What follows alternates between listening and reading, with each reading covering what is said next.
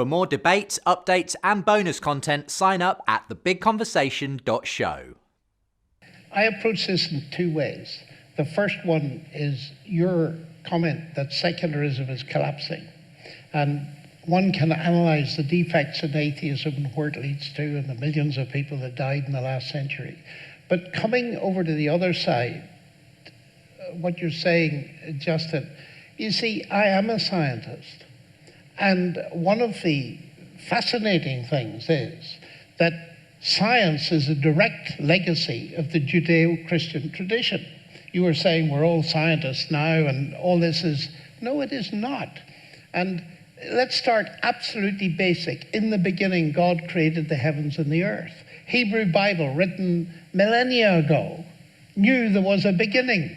It was in the early 60s before scientists caught up with that. And the Bible was right. And Dawkins said, well, there was a 50-50 chance when I debated him. And I said, at least the Bible got it right.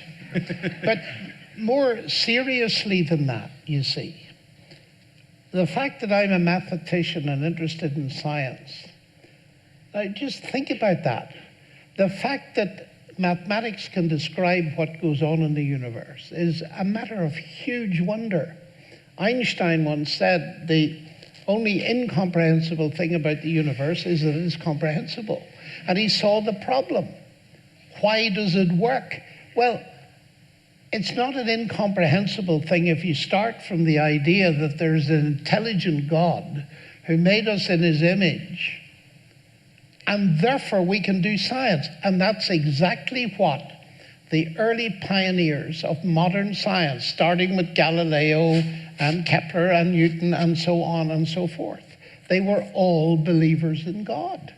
And therefore, when I hear that kind of question, I'm not remotely ashamed of being a scientist and a Christian, because I want to argue that it was Christianity gave me my subject. And C.S. Lewis put it brilliantly.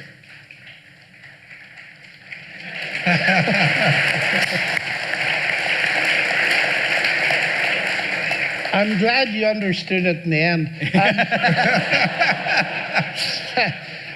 C.S. Lewis said, men became scientific because they expected law in nature, and they expected law in nature because they believed in the lawgiver.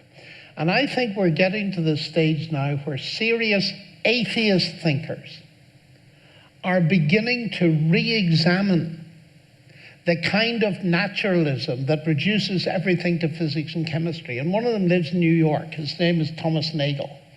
And he's a brilliant philosopher. And he says something's going wrong, because if everything is reducible to physics and chemistry, then so is your mind. But then why would you trust your mind? In other words, atheism, taken to its logical conclusion, undermines the very rationality you need to trust to do science. And I'm not in for accepting a worldview that undermines the foundations of any kind of argument or discussion whatsoever. So I think that in the 21st century, we can push back on that very naive notion that God's out, we do science now. No, science actually brings God back in.